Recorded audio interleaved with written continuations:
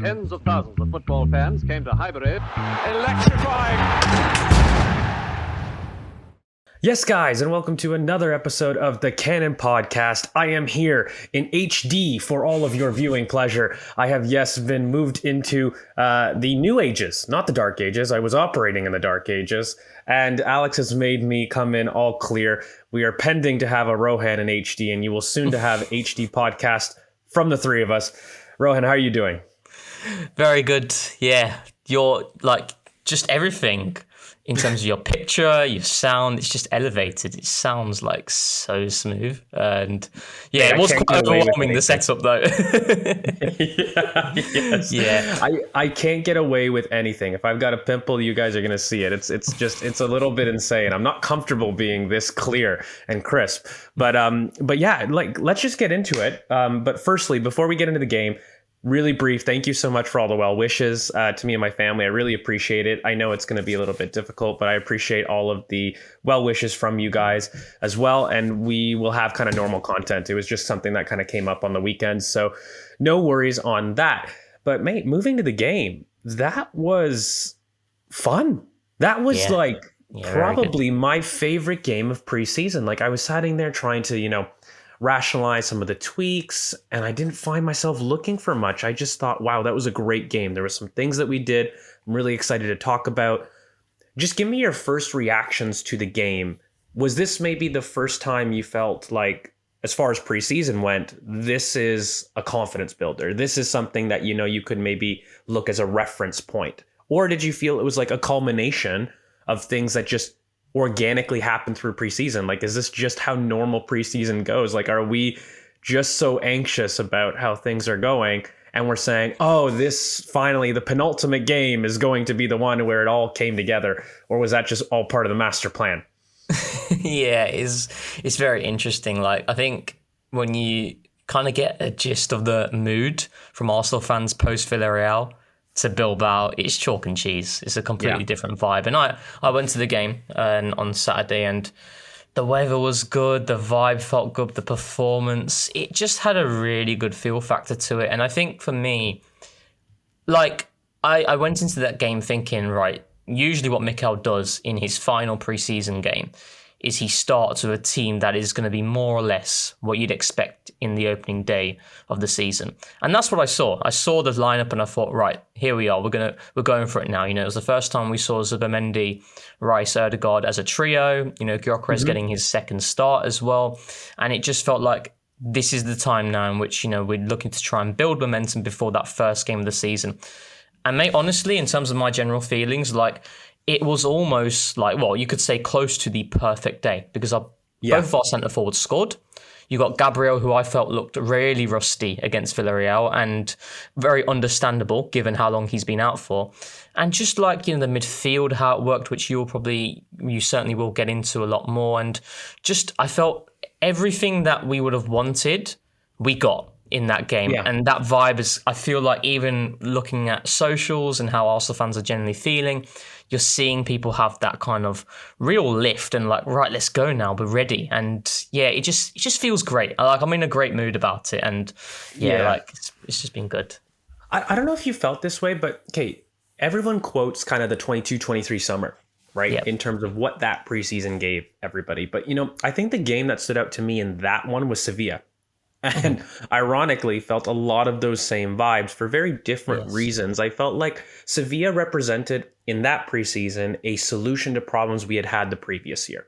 And it was just something that smacked you in the face. I felt similarly this year. It was in a very different way, though. Like, it wasn't as though the Sevilla game and this one were the same. It's just, it gave me that confidence. I started putting my chest out and going, no, now I can see really a lot of the things coming together. And, I'll just get into it instead of speaking in kind of vague terms. Like, mate, I just thought it was the culmination of tempo in general.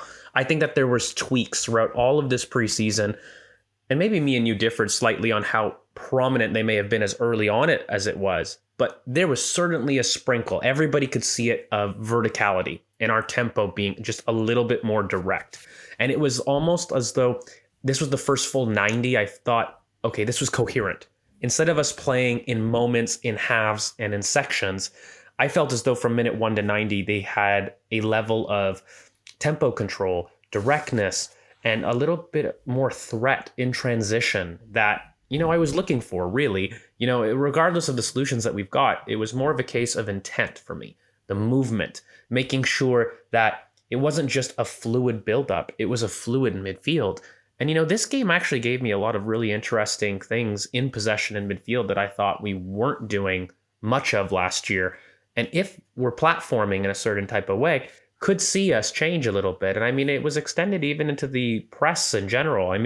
What was your major highlight? And we'll get it to you first about this game. Why did it make this one different? And did you see anything? Because I think you had mentioned before in the back room that there were some press things that you felt in true nerdy fashion. Mr. Rohan, please break down the press and the nuances of the press and the preeminent drivers of all the triggers that were released. See, when it's always me and you on the pod, it's like it gets ultra nerdy. And I felt personally that preseason, and as you alluded to, we slightly differed in terms of how prominent certain things, were on show that was slightly different to last season. And for me, I've always sat in the camp where, I think the preparations of this preseason, going into the campaign, we've got a really difficult fixture list in our first opening 6 games. It's tough, and I think we need to be in the best position to really kickstart our season in positive light and to give us that momentum into those easier, on-paper type fixtures. And I felt like I wanted to see more things that are different to last season that, as I've already alluded to, I didn't feel very prominent. But in our last 2 games against Villarreal and Bilbao, I've noticed things. Now, I noticed it against Villarreal, but I wanted to stay quiet because it's one game, and I think sometimes, you know what this is like on socials and people who try and spot things.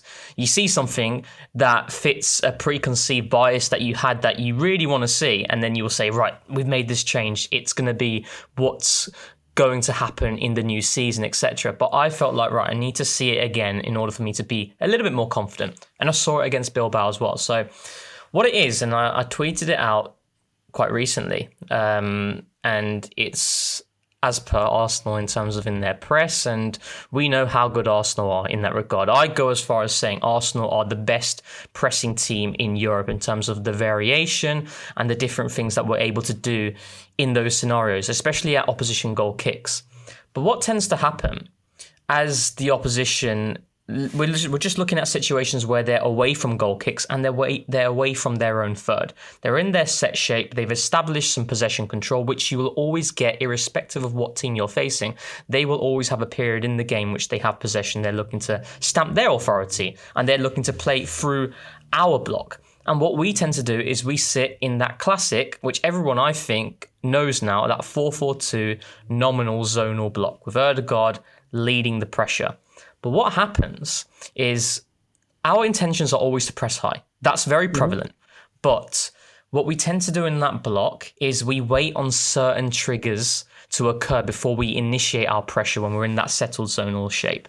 Whether that's a poor back pass or a poor first touch or just a general poor pass to a player who isn't very comfortable on the ball. These are specific triggers that allow us to initiate that pressure. But outside of these things that are happening, if you don't see these sort of actions, we're happy to sit in that shape. And we're quite circumspect in that regard because we don't want teams to play through us. And statistically, there's a really good graphic from an account called Photovision. It kind of allows me to be a bit more confident in saying what I'm saying right now because he or she, statistically in terms of low block percentage, time spent in a low block, there are only 4 teams who spend more time in a low block last season than Arsenal. Now, there are caveats in terms of the injuries that we'd endured, the red cards, etc. But I think there's something else there. And essentially, we're a little bit more circumspect to get out. We will wait for the trigger. But what's actually happened in these last 2 games is I've felt that we've initiated pressure a lot earlier and we've not waited for certain triggers. We've wanted to go full throttle immediately and to stamp our authority from the get-go, even when the opposition are in their set shape. And that has seen us, well, we've seen it against Villarreal where they set up in this 3-2 shape when they're building, away from goal kicks in their own third. And we'd see Saka, Martinelli, Gyökeres rival the back three. Against Bilbao, it was the same, but they set up in a 4-2 block, and it was Ødegaard leading the pressure with Gyökeres, and then Zubimendi and Rice, they would then attack the pivot. But the prevalent feature that I've seen these two games is that Arsenal aren't waiting for certain triggers to go, they're just going. Now, there are negatives here. One of them is actually against Villarreal. I would say both the goals, their opening goals, actually came from this. It's a case of Arsenal not getting their timing right. That transition from inner block to then pressing immediately, if you don't get your timing right, decent technical teams will be able to play through you when you're going from that transition. And we saw it like Ousmane Dembele against us last season at PSG in the home game. So I've noticed this being quite prevalent in terms of like we're going a lot more man in our block as opposed to staying in the 4-4-2 zonal block, and it's only 2 games. We'll have to see in the season that's to come, but I think that is certainly something that I've noticed a bit of a change. So can I ask you a question? So one of the biggest things about preseason is you see these new things and it's like, well, why didn't we do this last year? Is this a player tool aspect? Is this sudden, learning from the coach? Like there's always these big, benchmarks that a lot of people like to place on these types of preseason. I kind of wanted to ask you, like, I saw those things too in the press. The one thing is this a tool thing? When you look at our front line, is it more athletic? And then when you compare it to Villarreal when it didn't work, I look at a midfield that I thought was a little bit less leggy compared to the one that we did see. And I'm just wondering, is this press a kind of, or this change something we always maybe wanted to evolve to, in your opinion? Or was it just lacking the tools to execute it? Or is it simply we have trained a different way of pressing and we are looking to be more vertical? We are looking to change the way that we press ever so slightly. And it is kind of more of a natural evolution kind of in the team and the coach's eyes.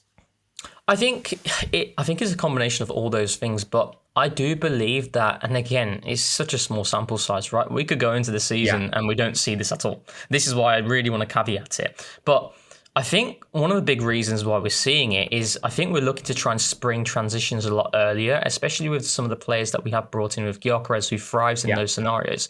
And I think when you're essentially asking your wingers to press a lot more in the block, as opposed to staying and shifting from side to side depending on what the opposition are doing, it's a completely different mindset. And I think you going early means the chances of you winning the ball are higher, and therefore there's going to be more opportunities for you to spring transitions and generate these opportunities for the likes of a Gyökeres, for the likes of a Madueke, for the likes of a Martinelli as well, which how many times have we said we don't use Martinelli in the best possible way? We can certainly look at the individual and say that his decision making over the years post 22-23 has been lacking, but there's a big element of the team as a collective not allowing the player to flourish as well. So, and it also, George, as we've alluded to many times, it could be a Gabriel Heinze thing as well. It genuinely could be, and we both spoke about him in terms of what he demands and what he likes to see, and you've alluded to it in terms of that dial from control to being a little bit more chaotic. I mean, we saw it against Villarreal. We tried it,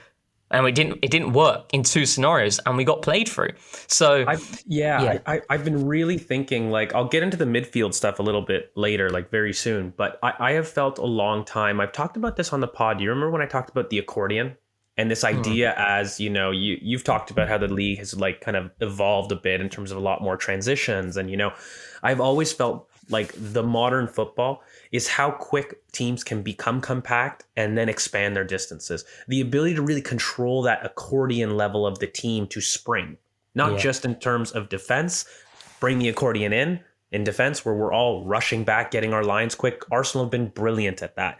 What we've struggled in the accordion is like extending it, getting those long bass notes, if you will. That speed of, springing out has been slow, and it's resulted in a lot of the consequences that we've seen in other game states. But, in another analogy, maybe to help people, do you guys remember playing yo-yo or having a yo-yo at all? Yeah. And so, one of the big things is like, look, if you don't have enough momentum in the yo-yo, it's going to go down. It's not going to come back up to you, right? So if you flick it down, you've got to make sure that you're carrying it with some speed.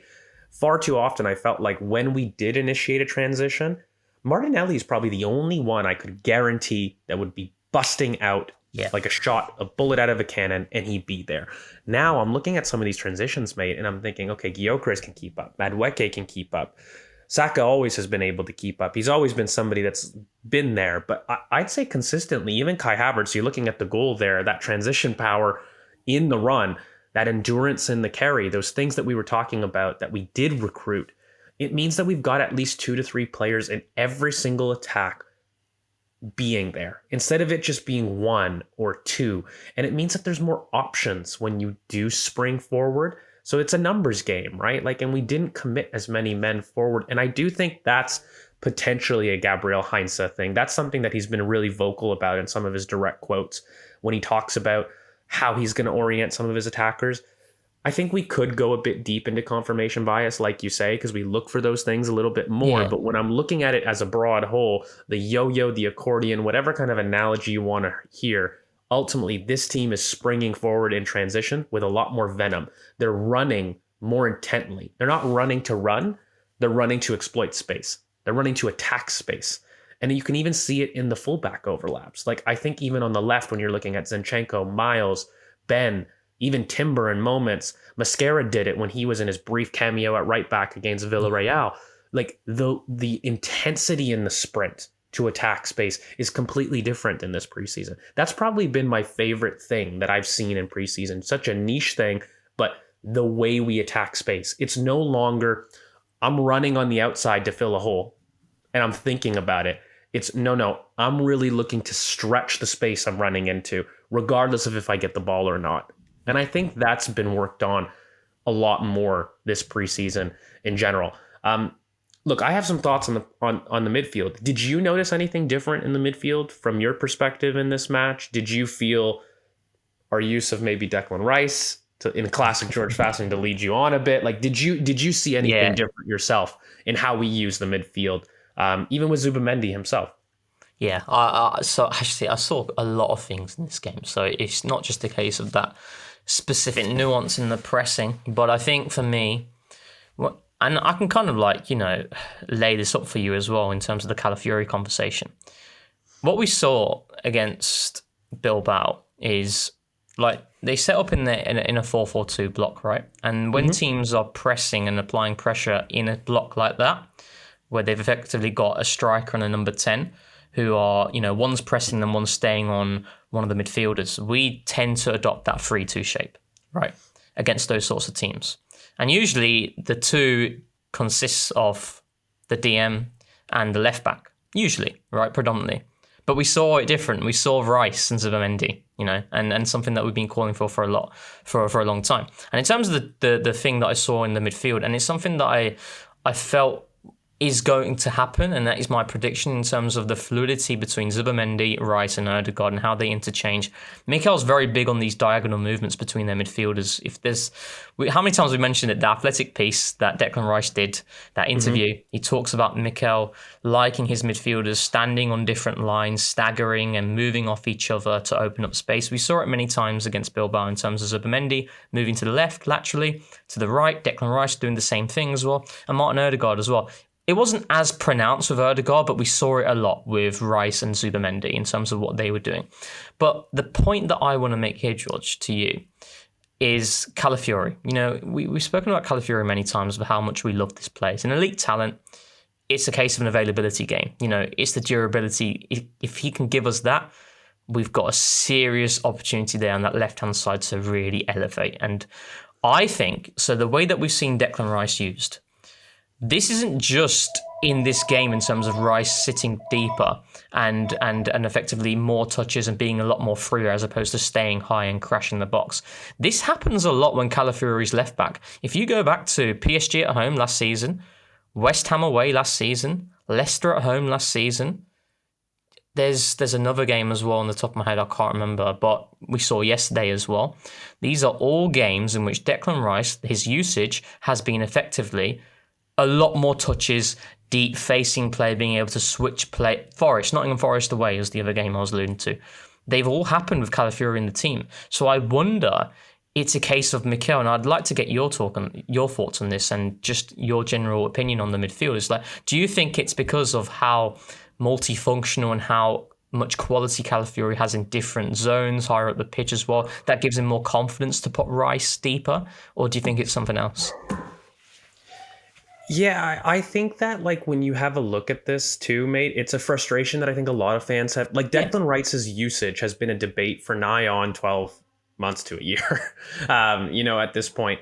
And it's kind of, I think we had a look at moments. Like I remember there was this one movement with Tomiyasu, ironically, in a game. I forget who it was, but he had joined the attack and played a little bit more advanced in the same way that we're seeing Calafiori. He had a knockdown off to Havertz. Against Man City.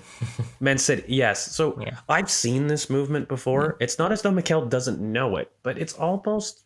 I've always been a big fan of just balance, mate, and understanding where people are going to find their best usage on the field. Calafiori is a big runner. He's an incredibly creative passer. This is a guy that pass and moves, very Wenger-coded, as you've said very many times. So when you start to look at some of his best qualities in possession, when we talk about like the benefits that we see with this type of player, they are in the final third, ironically, and they are in the middle third, right? So when I'm looking at somebody to really stretch teams, does Calafiori have the legs to run in transition and carry large distances? Of course he does. Does he have an ability to really spot and make the right decision in transition? I mean, we saw that in ample quality here. When he's on the break in the first half, the amount of times he's spreading it out to Saka and just a really simple Travella. And I'm just thinking to myself, my God, like you are playing a different tempo to the rest of us. And, I think that's been one of Calafiori's superpowers. Like, yes, he's at left back, but no, he's not a traditional left back in terms of that. And, he really is a one-man possession crew. We've seen it all throughout his career. Some of the advances he makes for Italy in terms of making the goal in the final. The way he's able to use attacking spaces in that half space is a completely different level to Declan Rice. And it's not Declan Rice is bad or it's different or we'll never see Declan Rice in that scenario. It gives us something completely different. And, the knock-on effect on Martinelli, I think, was huge, along with Gyökeres together. We're starting to see the complementary pairs, in my opinion. Like, I'm looking at the Nani Madueke and the Timber sub in the second half, and I'm thinking, brilliant. I love that. Calafiori, Martinelli, that makes sense to me. Like, when we're looking at symmetry between both fullback and the winger, that is what we need to talk about because people and players play off each other. And that, to me, has been the biggest change. When I look at the specifics now, I talked about this on Twitter. I saw the pivot playing a lot more on a slant. And that's what you were talking about, staggering a lot more. But I could almost see this thing where Declan Rice and Zubimendi were never more than 10 meters apart from each other. Never. Throughout the entirety of the match, they were playing together. It was much more of a true pivot, but one was ahead of the others consistently. And, it wasn't always Declan Rice. It wasn't always Zubimendi in the anchor. And that's exactly what I had hoped to see a lot more because then it adds more quality of the left back to join up higher. And, when we're in these situations, when we're facing a low block, the intentions are a little bit different because when Declan pushes high, ultimately, the only thing he can do is crash the box. And it forces the winger wide. It forces the winger to be a lot more conservative in that kind of iteration. What this does is it gives the winger freedom, but it may ask the striker to fill in some of the holes a bit more, which Gyökeres is more than happy to do naturally. Anyways, he's more than happy to go fill out wide to do those things. And so the conservative part is Declan. It's not the winger. So when I'm asking myself, okay, in a rest defense, what do I rather have? The conservative player be my winger, who's one of my bigger box threats, or my central midfielder, who's a phenomenal phenom, the best in the world at that thing? I'd rather the latter. And it doesn't mean that Declan Rice stops doing those lung-bursting runs. We saw it in this match. I mean, when you have a structure, by the way, I think Declan's higher. It's been really interesting to me that in the press, he's the one that's higher. Zubimendi's deep. And we're continuing that kind of mold because this team trusts Zubimendi, who has a lot of quality in the duel as well. Yeah. And I think it has given the team a little bit of flexibility where Declan feels he can make those runs and still have a partner that can hold down the fort that is smart, controlled in his possession. And so for me, it also had a knock-on effect of having less touches for Martin Odegaard and certainly less touches in the middle third. I mean, the team is trusting Zubimendi and Rice, and I just thought, wow, that pairing has really solidified the 3-2. And we're looking at more adventure in the left back. Now, it does ask questions, right? Like it may mean that, Calafiori becomes inherently important. I look at Odegaard, although less touches, in theory, with him floating around, he's got so much freedom. He's operating much more as a true 10 in this way. This is what gets me excited about the potential Eze links. Like when you're talking about some of the symmetry here, and I'm looking at how this team is moving, it's definitely moving towards a little bit more freedom, where if we have a plan B that's more pivot and on a slant, I can see it working. The only thing is it relies on Calafiori's fitness, which is another question entirely. However, if we don't want to play that way and we do want to play with a little bit more conservative nature, I thought Nani Madueke did a brilliant job about deciding when to go in and out. And one of the biggest things that I talked about on our Scouted with him is I see all of these benefits in terms of how large his stride is, how effective he is in covering large distances. But the one thing I would say is, his decision making in the final third has been erratic, needless to say. So it's about deciding when to go in and out. And, he's actually had dunk out some really interesting crosses. I don't think they've always come off, but he's shown some really nice variety. Like Villarreal, there was that first time ball across the 6-yard box that was really low and hard. In this game, he receives the ball off a really nice attempted back post cross with digging it up to Saka, who, again, can't quite reach it, but it was really close. And the way that he's able to dig out that cross is truly, really incredible. So when you look at the variety there in the crossing, it's quite impressive. And he's done a good job of being fairly diligent, I think, in the press. He's kind of a big body. So for me, him arriving and being able to do that role is no problem. So there was a lot more symmetry for me in midfield, ultimately, when I had a look at some of the triggers, operating more on a slant, this true double pivot where, Declan Rice and Zubimendi, they were never more than 10 meters apart, always operating on a slant. And lastly, those switches, mate. Like, I think the early switches from Gabriel, I saw it at Villarreal. I remember I said one of my favorite passes was this crossfield ball from right to left from Ben White. Didn't really come off into a major transition, but I'm like, ooh, okay, if we're going to do that more, I like that. And the effect it has is that it stretches the midfield and the front line of the opposition. So what do I mean by that? It's like, okay, if you're having a threat of having a deep cross, the front line has to run and be a man-to-man press. They don't want that switch to happen. But the midfield is hesitant. Do I support the front line? Because if it's going to be in a long switch, I need to go and help out the fullback that's going to now be on a 1v1 against the most difficult winger. So that indecision meant the space in the front line to the midfield was huge. And that helped the central progression. That, to me, was the special spice. Because Declan, Zubimendi, they were both interchanging. It was beautiful. Our fullbacks had, I think, an incredible variety. You got Timber first half going from right off to left back, in the second half. And you've got Calafiori comfortable in build-up as well, being able to interchange. So the build-up was beautiful. Like, we knew this. This wasn't news from last year. However, the intent to switch was something that I think, along with what we've talked about before, has been really prevalent.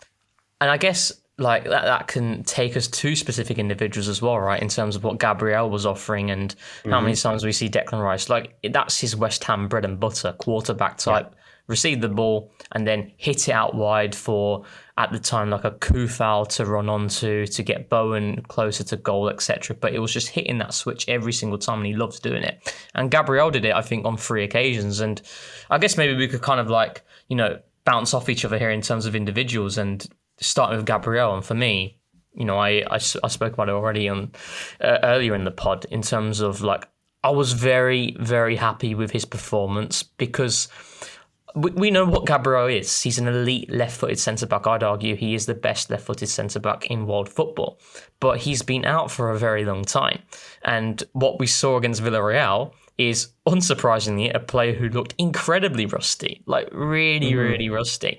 And that's why when I went to this game, I was thinking, okay, I need to see certain players give me that feeling that they're ready. And Gabriel gave me that feeling that he's ready. Had that one game where he looked like dusting off the cobwebs. But yesterday, 2 days ago now, he was fantastic in terms of the aggression in the duel, the passing, as we've already alluded to, the switches to Saka, and just the all-round game that we saw of him was fantastic. So yeah, I don't know what your general thoughts on Gabriel. Like, I think, we were talking about, if Gabriel is not ready, what do we do at left centre back? Do we continue with Kivior, or do we bring in Mosquera? But I think for me, that performance from Gabriel gave me the confidence that he's ready for the season. Yeah, Gabriel, he was brilliant in possession. I think that there was just, and even his ability to cover, Calafiori, one of the things in having him left back is you've got to give him the freedom to move and do what he wants, right? There's very few center backs in world football that can hold down a wing like Gabriel can. Yeah. And by the way, he's been able to do that for his entire career. Like, this isn't just something new, but just he's never gotten the credit he's deserved for essentially being the most overworked defender in that back line, just being able to cover the distances that he has to cover. So to then be able to still have the technique to cover such large distances, but then execute consistently long switches, mate, I'm telling you, one of the biggest things why long switches don't work is because you're tired.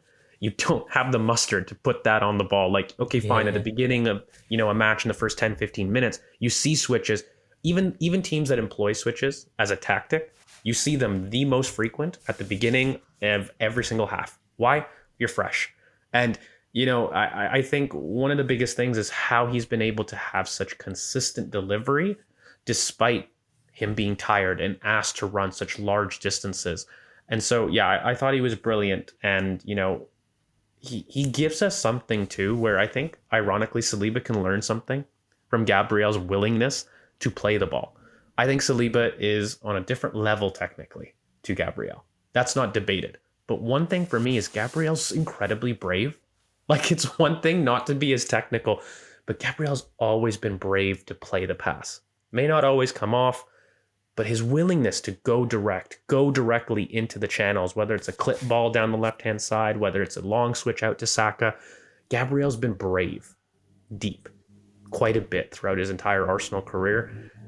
And I think that drive really opened up, against kind of Bilbao. And it was really useful along with a lot of the changes that we saw in midfield. There was one player I wanted to get your opinion of. I kind of teased it in our little group chats. I thought Martinelli had a sneakily good game. I think that he's been incredibly sharp with some of his movement. There's been a lot of frustration. So he's one of those players where you're like, you see something that he's done wrong and it's like, okay, it's going to happen again. But, mate, the second goal for me, that is, if we can get these two operating together, they're going to create football. They are going to create huge dynamism. And, I think you have to give Gyökeres some major credit for giving them the platform and being incredibly unselfish, and I did want to get your opinion on maybe the Gyökeres and Martinelli exchange, because I don't think it's Jesus. It's having the similar impact of giving Martinelli freedom, but it's in a very different way to the Jesus one. So I wanted to ask you, what did you feel like Martinelli has been showing a little bit towards the end of preseason, and how key is he, ironically, to Gyökeres maybe adapting to the Arsenal team? Yeah. So when you look at the Villarreal game, I remember tweeting before when we saw Gyökeres and Martinelli start, I was like, okay, I want to see that chemistry, see if it's there. It was non-existent in that Villarreal game. It was the clear teething issues that you saw in which Gyökeres is playing the way that he has essentially been playing for Sporting and also Coventry, Arsenal playing their own way. And there's a clear clash there. So many times where it was lots of Miles, it was Norgard, Saliba. They're not playing that ball into the channel where Gyökeres has peeled wide. And that's okay, it's teething issues. But against Bilbao, I felt you saw it so much more, where Arsenal were more willing to play that ball into the channel. Didn't come out every single time. Like Ødegaard, I felt, had a very vertical game in terms of constantly trying to play the ball forward into those spaces. And it didn't always work, but it's the intention and the willingness to put it there. And I felt you saw so many times where Gyökeres would peel wide, Martinelli would come inside. Now, in terms of like the comparisons and differences between Jesus Martinelli and Gyökeres Martinelli, I mean, firstly, Jesus is just a more fluid player, and he is someone who's able to beat his man 2, 3, 4 players at times, on his own in isolation. Whereas Gyökeres is going to be a little bit more slower in that regard, not in terms of speed and agility and the ability to stretch, but in terms of when he receives the ball and then he's turning, it's not the same level of fluidity as the Jesus. But what remains prevalent between both the Jesus and Martinelli and the Gyökeres and Martinelli that we saw against Bilbao is that it allows Martinelli to come more inside and to attack the box. And that's something that we've been calling for so many times. And this is why I've always felt like, with Martinelli, you feel like when we look at the player post 22-23 and you see the constant frustration that fans do have over the decision making, then it makes you think, oh, it must just be a player thing. But it's not. It's like it's not solely a player thing. Martinelli is not an out-and-out winger. He never has been. Martinelli, when he stands his man up 1v1 out wide on the touchline, he never comes inside. He never looks to hit the far post and have that kind of Iron Robin type strike on goal. He doesn't do that. He takes it on the byline, on his weaker foot, and then you'll cross it. But with someone like Gyökeres, with someone like Jesus, why Martinelli was so good is because he had the freedom to move in and out, and constantly making that out-to-win run. And I felt that partnership there was really good. And I felt like you alluded to, Martinelli had a really strong game. In terms of Gyökeres as well, and I guess we kind of go towards his individual performance as well. I think Gyökeres, what he showed in this game is kind of exactly what I kind of expect from Gyökeres, where there are a lot of moments where he's receiving back to goal and he struggled a bit under contact. There was some really loose touches, but at the same time, there were also some really good one-touch layoffs, as we saw for the Saka goal. His involvement there at times when he was moving towards the channel and how he linked to other players in and around him. So there's good and there's bad there, and that is Gyökeres to a T. But we've always mentioned, and I've stated many times, that he's incessant on it, and that is extremely. It creates a really strong ripple effect for those around him. And that's what I really like, because Gyökeres is constantly looking to make these same runs on the left and on the right. And then my final point with him is the goal, the movement is top notch, in terms of the attacking the front man, getting his head on it, in which, he isn't statistically a great header and in the air in those scenarios, which is why I felt really good about that goal. It's quite interesting, isn't it? Because Gyökeres scored a goal that you'd associate Kai Havertz scoring, and then Kai Havertz scored a goal that you'd associate Gyökeres scoring. So, that's what gave me a really good feeling. So, yeah, I actually felt he impressed me a lot. Certainly things that he still needs to improve on, but I think his all-round game and the fact that he was able to get on the score sheet in a game that obviously doesn't matter in the grand scheme of things, but I think that confidence going into Old Trafford certainly will put him in good stead, and I think it gives the fans that good feeling as well. Yeah, I think my biggest thing was he was very unselfish in a lot of his movement.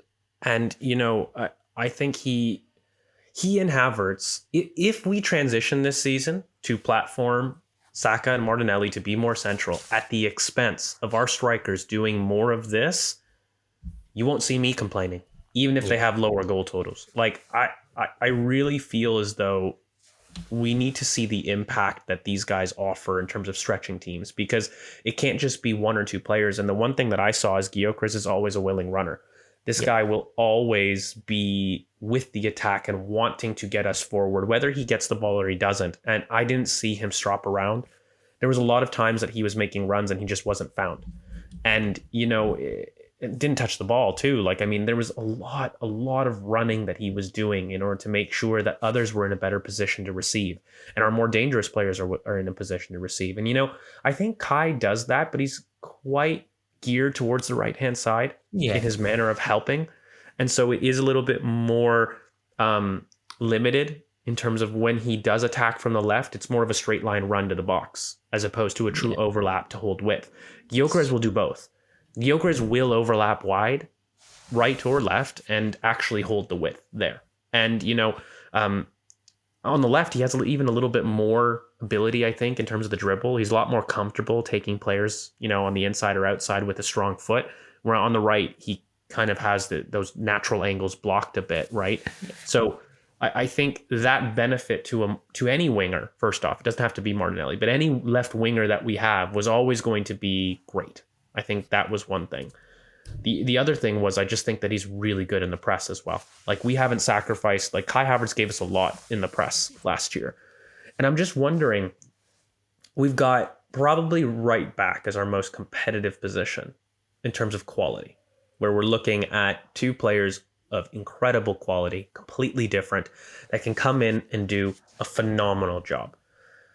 I'm looking at the striker position, mate, and I have this like thing brewing, and I'd love to know your thoughts. Are we looking more of a change in that position where, again, there isn't going to be a striker necessarily, but it's going to be a 60-40 split in terms of we're looking at the striker to really platform the wingers. We're looking at Martin Odegaard, who has had less touches now, but a lot more vertical, a lot more freedom. I saw him all over the place in this match. There were times, I think, when he got tired, he started joining the middle third in terms of trying to fill up more in the second half. But there was a clear emphasis on him being able to float in different zones, which is in direct contrast to last year when Martin Odegaard and Kai Havertz were the ones being platformed. Our wingers were a lot wider. There was a lot more emphasis on them being the stretchers.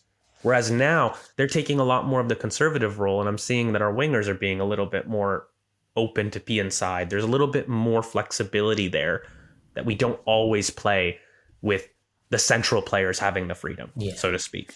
And I wanted to know, do you feel this is a case of us developing a new bow? Is this plan A? Or does it even matter? Is just the fact that we're open to something like this a complete game changer to the way that maybe we can attack these types of games? Yeah, I've always felt it's horses for courses. Just like at right back, you've got two different options there who offer qualities in different areas. I mean, both Timber and White, right, even in their weak aspects, they can do a job, at baseline.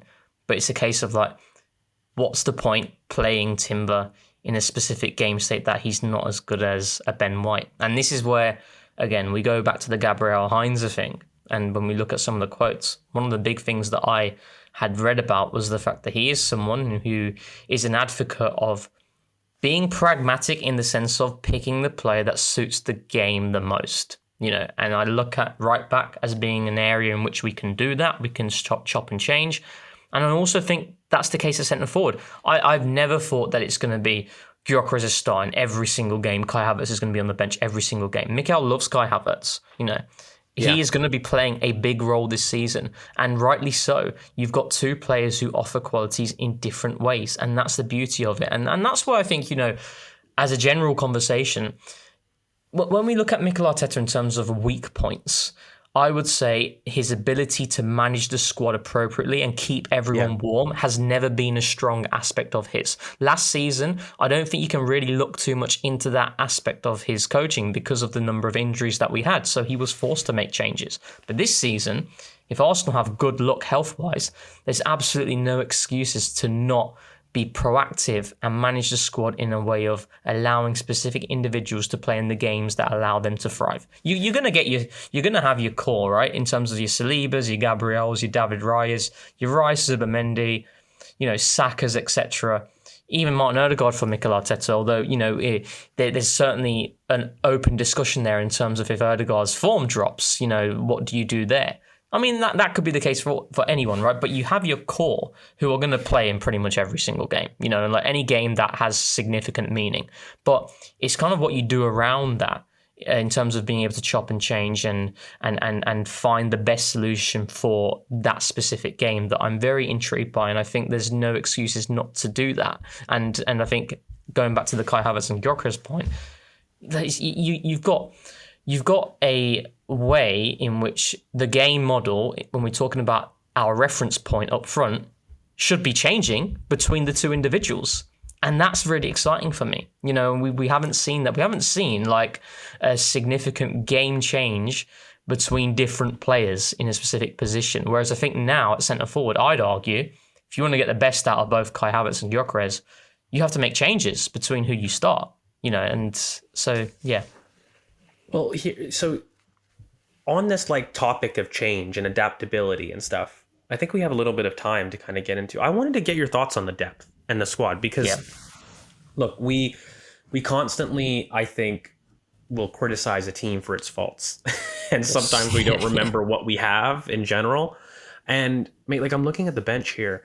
not just the players that were able to come on, the differences in the first half to the second half. Like, I think that front line in general, and then what we ended on with, Miles and Madueke on that side, how that really changed. The Kai Havertz introduction, Ethan being able to now come on, Ben White coming on. That second half was very different in intent to the first half. And there was like a very distinct tactical switch, right? And then I'm thinking to myself, okay, like, sure, it's preseason, you're seeing that, but like, let's have a look at the bench so far. Mate, like, it's very strong. You're looking at Ben White, Mascara, Madueke, Nwaneri, Marino, Kai Havertz, Miles Lewis-Skelly, Jakub Kivior, Norgard, like Kepa. What is your like favorite? I look, again, I think every opponent is a little bit different, but like, if we were to go through, you have 9 subs roughly. I think Kepa's a guarantee for the number 2, so no problem. Yeah. What would be your typical bench for the most part of the season? Of course, we might have some differences, but I don't know. Let's like build it out. So we've got. Let's go for it. Yeah. So you got Kepa. What would you get? Yeah, you got Kepa. You go Kepa. You'd have Mascara. You'd absolutely need to have one of Ben White and Jurriën Timber. So there's 3 spots. Then we go, one of Kai Havertz or Gyökeres. Usually when we talk about nominal, like I think the idea of Gyökeres and Havertz starting together is something that certainly works, but it's not going to be a predominant thing because there's only so many positions in a team that you can pick, right? And Zubimendi and Rice are going to be staples to that alongside. I'd say Norgard's a staple for sure. Yeah, Norgard as well. So that's 5. Marino. And then you're thinking about Marino, but you've got Madueke as well, who I think is a massive player coming off the bench when we're talking about, in terms of changing the front line and a different player to a Martinelli on the left, but also maintaining certain things with Saka. So that's 7. Ethan? Yeah, Ethan. See, that's not even so many. There's a lot of quality there now, isn't there? That's haven't talked about Trossard yet. We haven't, talked about Jakub Kivior. Look, Reece Nelson, does he stay or does he go? Like, Zinchenko looks to be on the way. I think that you're going to really struggle, and good players are going to be left out. And this is just brilliant. And we haven't even talked about Max Dowman. In all of this discussion, we have yet to talk about arguably our best player in preseason. Yeah. So it's mate, like the bench I'm having a look at, and I'm starting to think, ooh, it's getting tasty. It's getting very, very tasty. And, I think a lot of people, me included, are frustrated with if this would be the end of our incomings. I think I am looking for one more player. And I think a lot of fans are. But fundamentally, I think fans can't get upset at the club looking to reallocate their resources. Like, have a look at our bench. Like, you are struggling now to find 9 guaranteed. And, this idea that the club need to, be sustainable is a trigger word, and I get it. Trust me, when it's an excuse for not getting things done, I get it. But at the same token, mate, there's some serious people on serious wages that are not touching the pitch. Like, you're looking at Zinchenko with a top link. So for you, just really quickly, we've run through like the depth and whatnot. What are the sales that you predict or you'd hope would be bankable between now and kind of the end of the transfer window that you feel are the minimum, let me call it the weeds of the garden, things that we absolutely need that aren't going to consider any impact on the squad? For example, I don't consider Kivior a weed. I think I would potentially look to sell, but that's debatable. Yeah. That's not a weed. That's like, I may want to replace that flower with something else. But what do you consider the weeds of the squad that are must for Berta at the end of it? Yeah, it's kind of like, when you garden, you've got certain things that you just need to get rid of it, like get it out of the roots and just so it can't grow again. And those are the players in which you just see not being at the level that we want going forward with this squad, especially with the recruitment that we've done in other areas. And then you've got the players who are like, they're growing, but it's not like causing any harm to the garden. Just chop it up and just manage it. And I think Jakub Kivior is like, I've always felt in terms of the mindset that I had with Kivior is before he had this run, it was right. We need to sell him and to try and recoup what we was he we a got. weed last year? He was a weed, mate. Yeah. And this is the people will say like, for example, like we won't change our opinions, etc. But we've always been advocates for change, right? And Kivior for me has gone from a weed to a person who's like, I want good money for you. You've showed that you are at a level that a lot of teams could certainly want and would want to add to their team as improving the first 11. So Kivior is someone who I'll be looking to sell if the right offer comes in. But then when we're talking about players that we need to remove, I mean, Fabio Vieira, it's harsh really because I don't look at him as a weed as a player, but unfortunately the way the squad has developed and what we've had in that position in terms of Wanyeri and Dalman coming through as well, with Erdegaard then, you're thinking of an Eze as well. These are a lot of players and you're thinking to yourself, how on earth is this guy going to be able to get minutes? I mean, he was struggling to get minutes when there wasn't this much competition, and that's a conversation for a different day. But I look at Vieira, Zinchenko as well. I think he's been a top servant, but the squad has evolved from him. Reece Nelson, my thoughts on Reece. I've always felt that he's never really been given a fair opportunity at Arsenal, outside the availability concerns. But that's another player. So Sambi Lokonga as well, he's still on the books. So there's a lot of sales there to do. And then I'm also looking at a Trossard sale. Like I think for me, it's unfair for me to look at him as a weed, but in the context of what I really want in this window, I want a Trossard sell because I think the time is right. And if you want to get an Eze in, it can only happen with a sale of that sort, in my opinion, when we talk about the squad space. We've literally just gone through it, in terms of the options we have. Some players will need to go, like a Trossard, and I think that's certainly something I'd be looking at. Yeah, it's really weird. I feel like Trossard and Kivior, for me, represent replaceables in the garden, so to speak. And they're not weeds. Like I'm with you. I categorize Lokonga.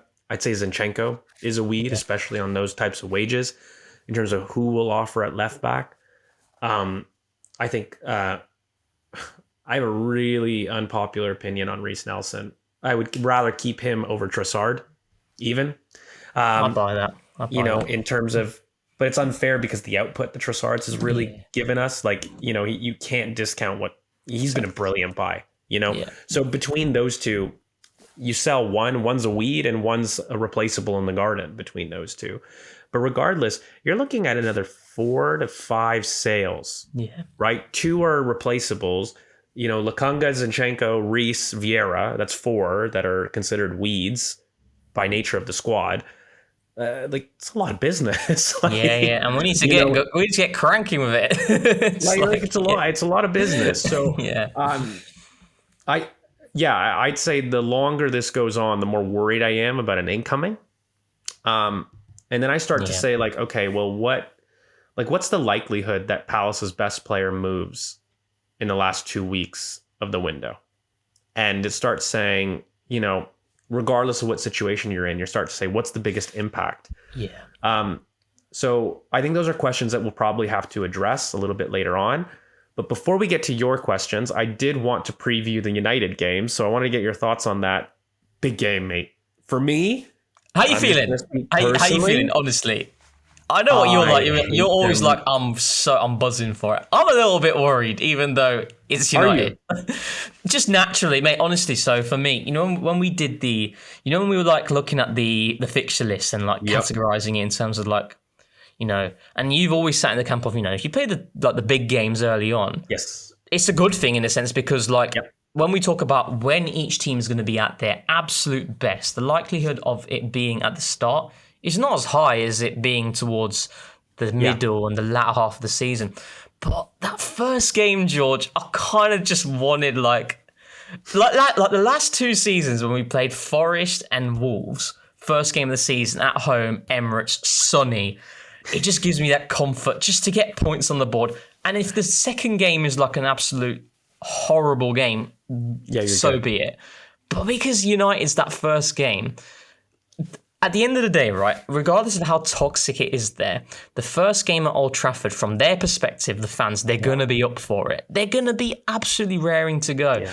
And that aspect, outside of the player thing and the team, makes me feel a little bit apprehensive, just a little bit. So what it is too? I mean, Old Trafford, regardless of how good we've been, has always been like a bogey ground. And regardless of whatever form we might be in the last couple of years, we found it difficult there to control the game in a sense where I feel like, well, no, that's not quite true. Like, we've controlled games and we haven't got the score line we've maybe deserved and wanted at that ground. And look, I might have, again, another really unpopular opinion here, but when I look at rivals, mate, Manchester United is personally my rival. I think as an Arsenal fan, you have to be preconditioned to just say Spurs. But I really don't mean this in any other type of way. Well, they're not competitive. It's always been United for me. Yeah, I agree, mate. I agree. Like in terms of like a sporting rival, like seriously, fine. Arsenal, you have to say Spurs because of the geography and the history and the derby. And yes, it's brilliant. And I think that ironically is probably the best derby game in the Premier League, personally, in terms of how exciting it can be. Yeah, and the goals, etc. Yeah. And it's brilliant. Like it's a brilliant spectacle. But if I'm really sitting there and I'm arguing and I'm trying to banter like my friends or whatnot, I hate United. I hate them so much. They're the one team that I start and I say, God, I want to embarrass you. I want you to cry. And I just don't feel that way with Spurs. Like Spurs is, again, I've said this again, respectfully, they're the annoying cousin at the table. The little annoying cousin that, you know, is still like playing Nicky Nine Doors. And, you know, you're sitting there and you've already moved to the adult table. Like they're trying to get you to come back to the child's table. That's Spurs for me. Whereas, I don't know, United's like that older cousin that is always picked on you and beaten at you and is like in a big job right now. And, you know, you're chasing him. You know, you just finished university. He got a big job. He'll say, you know, you'll bring to the table, oh, I just graduated university. That's great, George. And he'll be like, oh, yeah, I just got a new job. And you're like, oh, I hate you. Like, it's like comparison's the thief of joy, isn't it? But you're always looking at that person. Like you could get 88% of really good first class, but they get 89%. And do you know what it is, George, right? When we're talking about, okay, I'm trying to be as objective as I can be as possible here. When we're talking about unbearable fan bases, Arsenal's certainly up there. I can't deny that. Arsenal are absolutely up there. But Man United, people don't look at Man United as unbearable at the moment because they're not good. If they were good, I'm telling you, they would be way worse than Arsenal fans. Genuinely, they are, because of how big that club is, right? Let's have it right. They are a huge, huge football club. Yeah.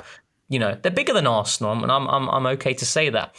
But yeah, it's because of like the rivalry before, and like I'd always look at it, Man United, Arsenal in the early days when I was watching football. And yeah, and also a lot of the defeats that they'd given me, it really hurt so much, and I'm with you. Like, I hate Man United more than Spurs personally. It got personal. I'm fully able. Look, I grew up at the height of our success, you know, like, and I was old enough where I'm 9-10 years old, and I'm like, screw United. That's the height of the Invincibles for me, and I'm just a kid, and like I'm, you know, I don't understand tactics as much, but I'm just an emotional. Casual fan, you know, I'm playing and I'm just like, I hate them so much. And so to grow up through that, and, you know, I will want to get into the tactics of it all really quickly for you, because I look at their team, mate, and look, the best part, let's just have it right. They've had a brilliant recruitment. There are some people saying that they have probably a better forward recruitment than Arsenal. When you look at who they've done, I mean, I think that's certainly debatable. I think it's undoubtedly debatable in that sense, but you have a look at some of the things that they're doing.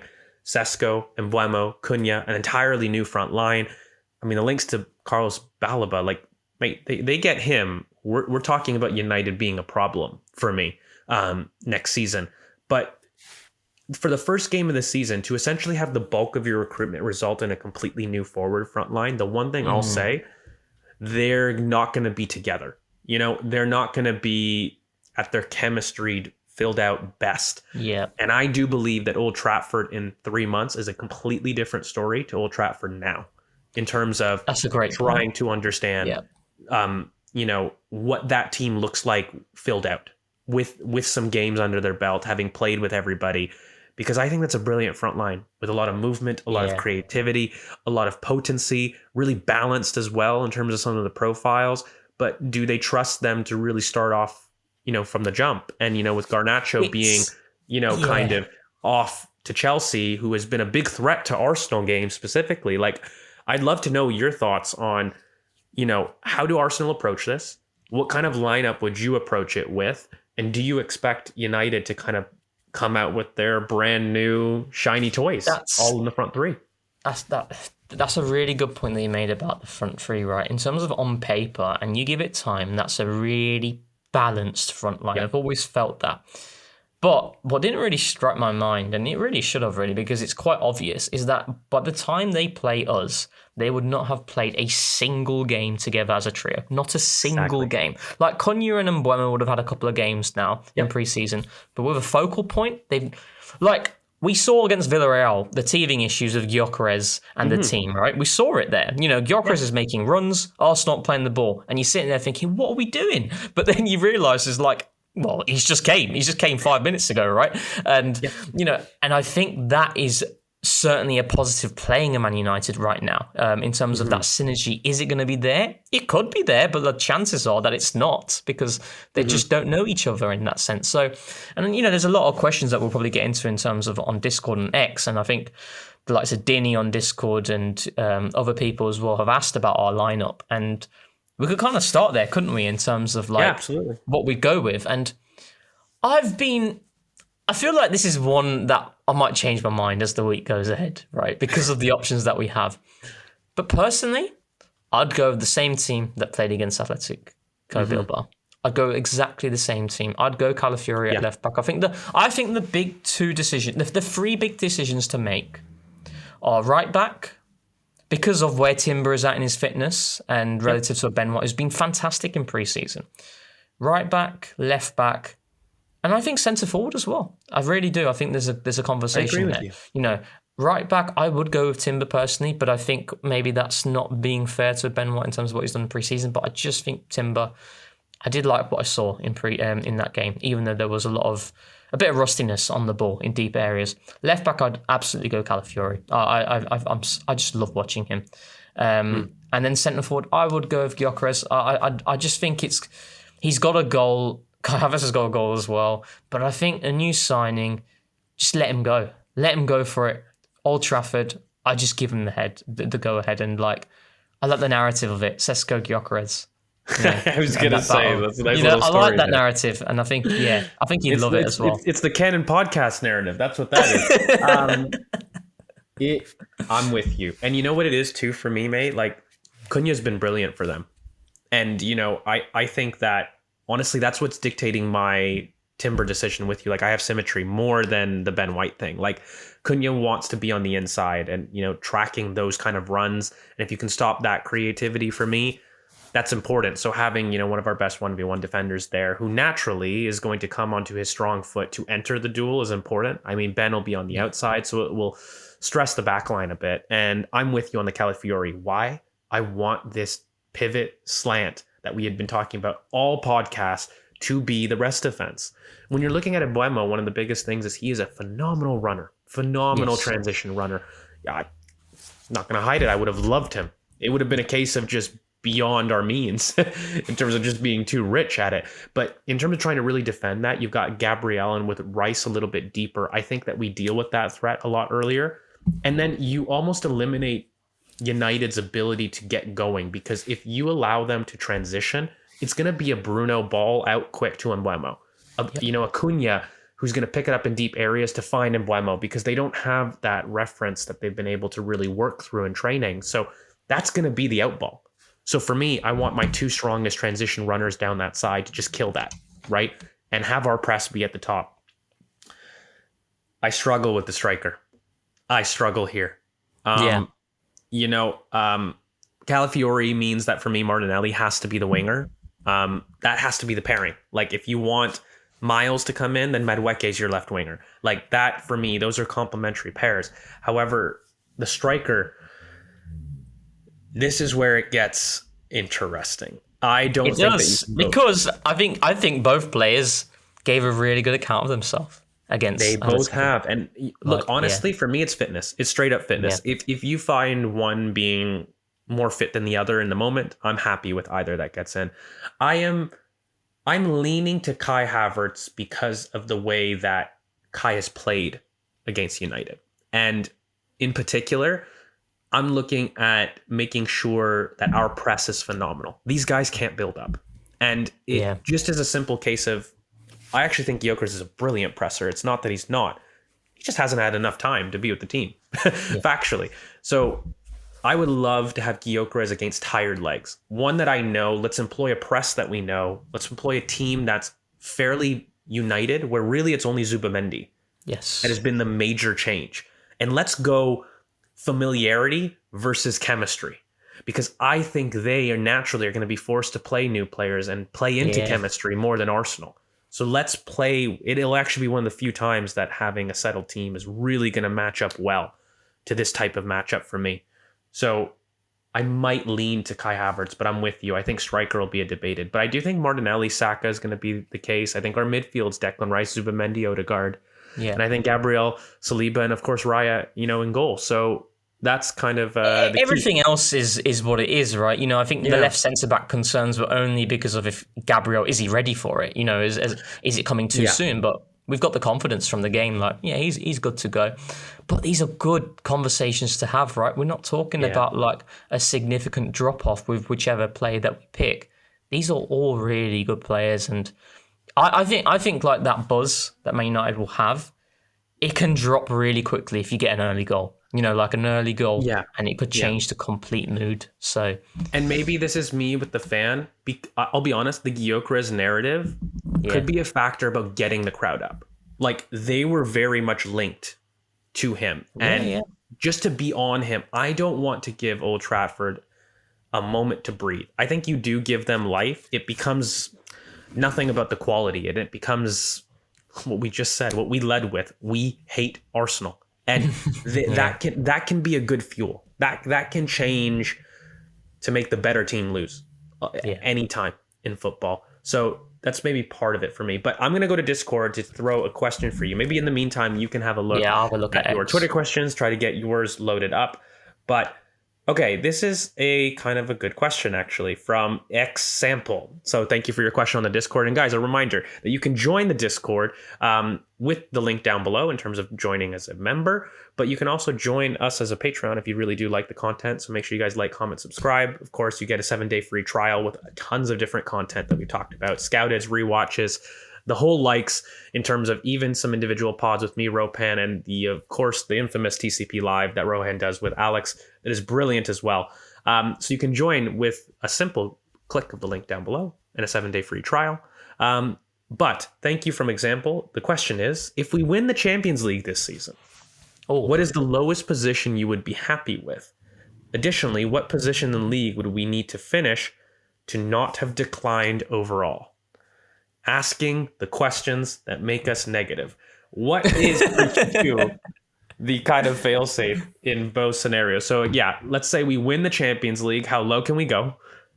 And in order to have not declined from last year, is any position lower than second unacceptable?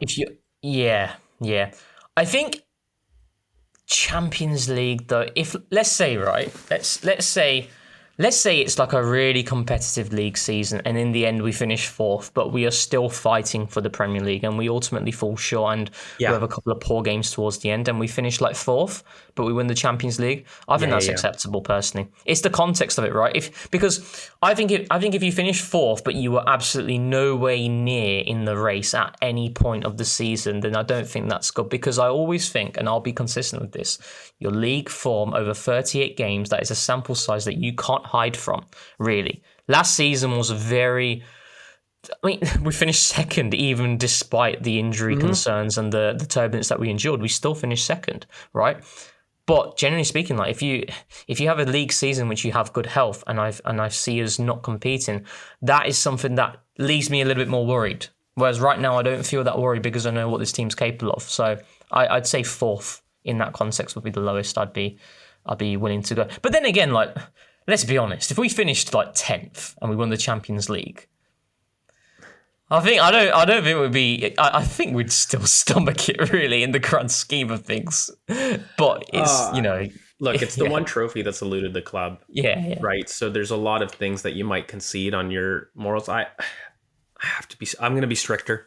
For me, it has to be a title challenging place. And like, if I'm being honest right now, as much as you want to be fair to other teams, I think Manchester City, Liverpool, and Arsenal are teams that people guarantee to be in a title challenge. right now. Agree. And then there's the surprise. Who does really well? And there's going to be periods in which people are going to put up Chelsea to be the fourth. There's going to be times in which they put up Spurs, United, depending on what kind of form, even Aston Villa. Like there's going to be the favorite for fourth position, but I don't believe any team is ready to be considered a fourth title challenger in terms of consistency. Maybe they're born of it now, but in terms of guaranteed title challengers, that's us. So for me, it's third, regardless. Like I think that winning the Champions League, I could understand going to third, for example. If we were in fourth, to me, that would make me nervous. I'd accept it because we're still in the Champions League. So really it doesn't affect the financial aspect and what we're able to do kind of the following season. But I would look at that as a little bit, even though I've won the Champions League, and say like, well, I have performed in the league so brilliantly for 2 to 3 years. What made me fall off to that point, even with a brilliant Champions League run? I mean, we got to the semis last year. Despite all the injuries and everything, we've got to the semis. And, you know, I just feel like this team has prioritized league excellence over cup excellence in general. So to suddenly get cups excellence, something to go, it would have to go really wrong in the league. So that's me. And then, no, I'll be honest, mate. Like if we don't win the Champions League and you're taking that hypothetical out, I think it's unacceptable to be less than second. I mean, we could win the Champions League, but you know, if you're talking about declining or not, look, guys, it's about making the next step. Stagnation would be second with no trophy, just simply objectively, right? We would have stagnated and stayed the same had we, again, not won a trophy and got second in the league. We've done that already. Anything less is, you know, I think objectively a decline from the season. And then anything more, any trophy is beneficial. I think truly, for me to give the season an A+, it would be the big two. And we're capable of it. Like, we're ready, mate. Like, we are. I'm really tired of trying to throw all the caveats towards it. And this has nothing to do. People have taken it as like a spin on the manager and the club. No, it's about believing in the quality of this squad. If I sit here and I talk about how positively I talk about the squad, it can get pretty ridiculous if you don't expect them. Yeah, I hear that. Yeah. Like, if you're talking to me about Gabriel Saliba being the best club partnership that we've seen, and you're putting them in conversations like that, you're putting Bukayo Saka in Ballon d'Or conversations that he's unequivocally, bar Salah, the best right winger in the world. You're talking about Declan Rice and the pivot. We're looking at Zubimendi and Rice as the best pivot in the world. We say that we have the best press out of possession in world football. Yeah, like, exactly. These are big claims, mate. It's got to lead to something, doesn't it? It has nothing to do with questioning anything with the club. I truly feel I'm at a point in which these guys are capable of doing it. And, you know, it's funny. I was watching Coach Carter the other night because I just love that movie. And every inspirational sports movie starts like this. I'll set the scene. We're not quite in this position at all, but it's always a down on the dumps team, some random ex-coach that has been an obscure winner in some facet of his life. Doesn't matter how experienced or how high. Then he comes in and he goes, you guys are fat. You got to run more. You got to do X, Y, and Z more. That's our Gabriel Heinze moment. That's a Heinze, yeah. And you know, that's our Heinze moment. But essentially, it's like, it's time to win. Yes. So essentially, every single motivational movie kind of starts out in this manner. And, you know, you have basically the coach that tells you you're fat, which is basically the Gabriel Heinze mold. He's told us that we're all fat. And, you know, afterwards, you jump into it. And, you know, the coach basically says, I'm going to turn you into winners. That seems to be kind of the, I don't know, I'd call it like the bare minimum standard that they say at every single practice. And this is what we're going to do. You're either with me or you're not. But the expectation of winning is really early defined. And I know that then leads into questions. Well, if you don't win, what are the consequences and yada, yada. No, I don't really look and go that far because I think we've kind of defined our failures for success and our failures for declining at length at this point. This isn't a managerial or a club talk. For me, it's just a project talk. And it's time for us to step up and rise to that occasion. I mean, I'm sure you can relate probably, Rohan, like even in your own work or everyday life, you've practiced or you've done something, you've revised to a certain extent. And at some point, you've got to sit there and do the business, don't you? And, you've got to execute. And, if you don't execute, you sit, you reflect, and then you go again. But I mean, we're at the point now where we've sat, we've reflected, we've revised, and we're going again. And I'm not going to go and limit the team from their potential. This team has the potential to win a major honor this season. We shouldn't shy away from that. And, I think it's because of the utmost belief I have in this team. That's honestly where it comes from. And it comes from what we've done over the last couple of years. And I'm tired of hiding from that conversation. I'm tired of hiding that feeling deep down inside that I'm ready to win. And I think the players are, and the manager I know is ready to win. So I can assure you that there is nobody more feverish in his attempt to win than Mikel. But we have gone on for a little bit. Rohan, maybe you can read us out a question, and you can take your questions from X. Yes, so we are on, as Alex calls, the dreaded website. So I'll have so I had a question up actually, and it was an interesting one. Let me just get it back up. Bear with me for a second. And it was from I think I've butchered this name, yeah. It's Soj King. It's from It's Soj King. And he asked, the idea of Zubimendi's profile being Arteta's ideal image of a six, and how this is integral to facilitating the ultimate evolution of Arteta's current tactical idea. Essentially, what he's asking, is the Zubimendi signing way more important than we realise? And actually, I dug up something before, and it was when we'd been first linked to Zubimendi, and I brought it up recently as well because I think it's very interesting and how Mikel views the number six. And in 2019, when Mikel was part of the Manchester City coaching staff, he mentioned explicitly that we are losing the idea of having one of those players who plays there, a Jorginho, a Busquets type, that I absolutely love.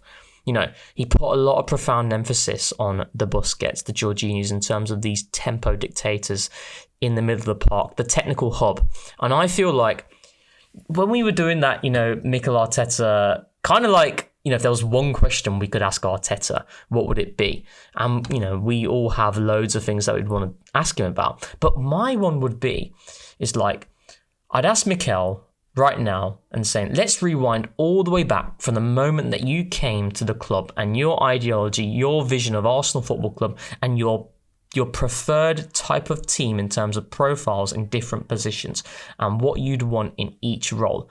I think at number 6, a Zubimendi is exactly what Mikel would have wanted because of what he's mentioned and explicitly stated before. And I think that Zubimendi signing is someone that he's been chasing for a very long time.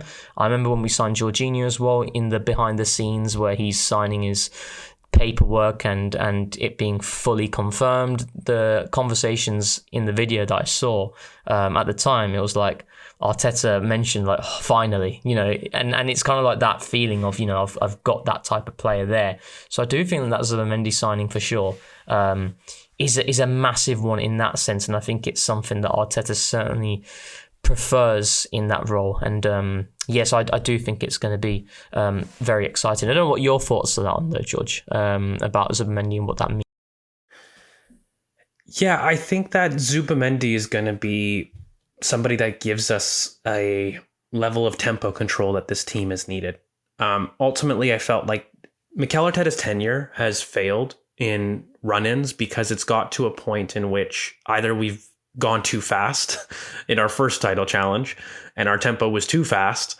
Then we tried to slow it down, and then we had issues with mid blocks. And so we had issues slowing it down. And then now I think to get us over the hurdle, that kind of idea about when to go fast, when to go slow, that is ultimately the last decision, the last piece. And I think that that's what describes Zubimendi. If I was to describe somebody that, understood tempo to a different level than anyone in the world, that would be Martin Zubimendi. And, I think just relates to kind of the theme of the pod for me, which is I'm going to call it the accordion, that game state, that ability to shrink as a team and that ability to expand quickly, those decision making and being able to be really concrete in your decisions when to do those things, I think is what helps us get over the line. And I think that's what Zubimendi brings. He brings a level of the conductor, if people want to call it that in more traditional terms. But really, it's just understanding when to speed up play, when to lower play, and knowing when to operate at different heights and whatnot. I mean, really being in tune with that spatial awareness, I think, is going to have knock-on effects that get us to the next level. And, you know, if we continue to have that balance of verticality to control, we're going to see a team that's going to go to different heights. Unfortunately, George couldn't be here for the end of the pod. He was having some technical issues, so you've got me. But genuinely speaking, you know, we've spoke about a lot of good things in terms of what we saw in our final preseason game against Atletico Bilbao. And just generally, I think the feel-good factor amongst the fan base, certainly from what I saw in the ground when I went, alongside what I've seen in socials, I think the vibe and the momentum that we have going into that game at Old Trafford is a really good one. I think, like I alluded to already in the earlier part of the podcast, every sort of positive that you're looking for when you're talking about Gyökeres scoring, you're talking about, you know, a Kai Havertz scoring, Gabriel coming back to full fitness and looking sharp, Calafiori, etc. So a lot of real big positives to take, and, you know, very looking forward to that first game of the season at Old Trafford. So we'll leave it there. Thank you so much for tuning in. And as George has alluded to brilliantly already, if you wanted to become a Patreon or YouTube member, in which you can find a lot of different content in terms of youth pods, rewatches, scouted, ad-free main pods, ad-free TCP live, etc. Access to our Discord server, in which we're very active on. We've got a really strong community that is building there. You can access all of that lovely content via the link below within the description. You can become a free member by accessing the 7-day free trial. So yeah, thank you for tuning in. Thank you for all being here. And last but not least, thanks for keeping it Arsenal. Tens of thousands of football fans came to Highbury. This was one kind of queue the ladies thoroughly enjoyed. Electrifying. Electrifying. Inspiration.